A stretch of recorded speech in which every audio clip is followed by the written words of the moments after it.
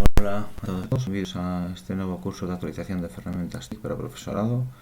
Imos hoxe a comezar as nosas primeiras presentacións editoriais de formación básica para o uso da aula virtual, neste caso a través do que a nova actualización da aula virtual 3.9, da Moodle 3.9. Por lo tanto, le damos a acceder con o noso usuario,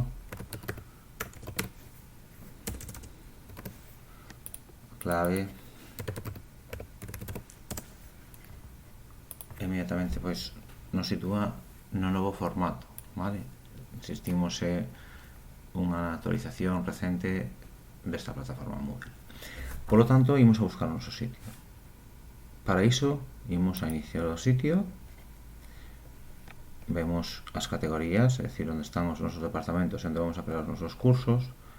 Neste caso, para crear un curso onde estemos dados de alta como profesor, creador de curso, por exemplo, formación na aula virtual, temos abaixo de todo engadir un novo curso. Primeríamos engadir un novo curso e poríamos o novo curso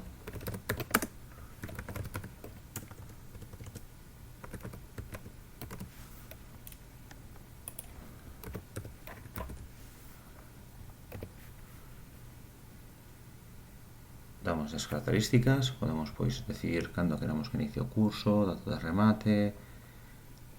Se sabedes que o número ID normalmente non se utiliza, salvo que sexa, por exemplo, nos casos de curso de formación que teña un código específico, se utilizaríamos, pero se non é preciso.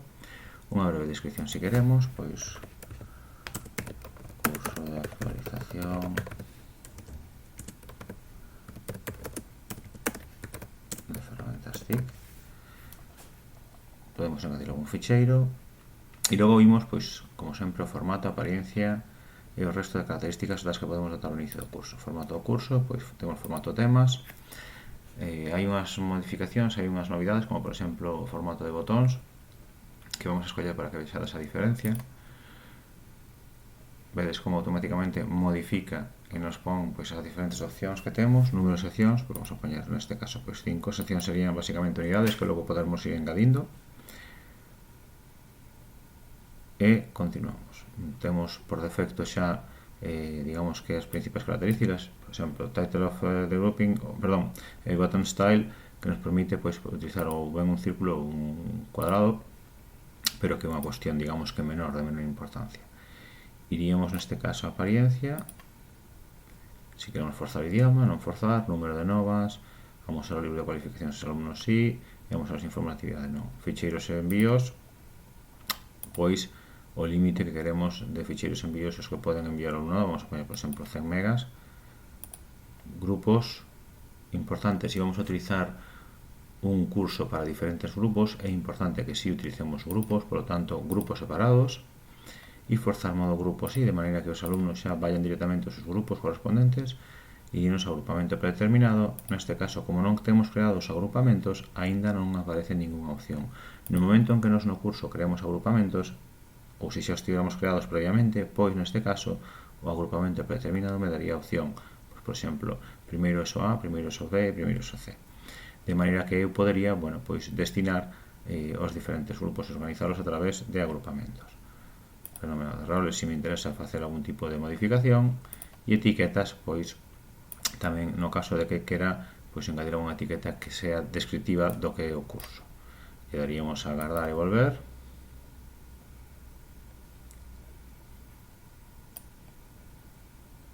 E teríamos xa o noso curso creado. Proba tutorial, curso de actualización TIC. Entraríamos e aquí vedes a novidade, neste caso, como as unidades se corresponden por botóns, vale? Que non me interesa, que non me gusta este formato, rápidamente vamos a activar a edición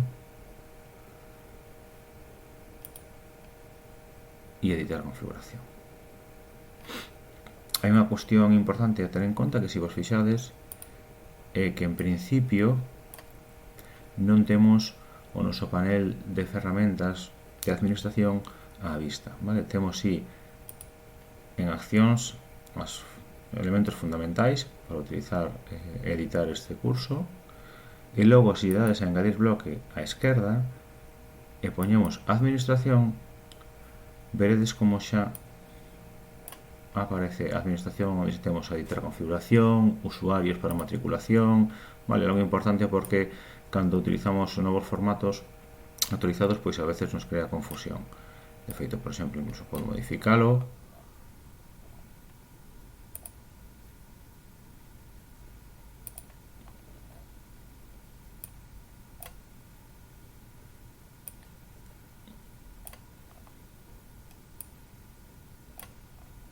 Aquí vedes como, por exemplo, decidí poñer administración arriba de todo, logo o calendario e a busca nos foros.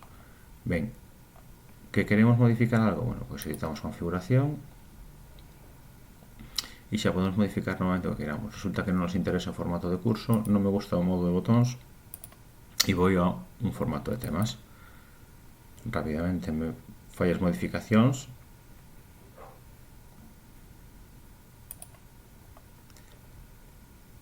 E neste caso, pois, mantemos as mesmas características. Le daríamos a guardar e teríamos o noso curso creado. Sempre coa opción de engadir máis temas.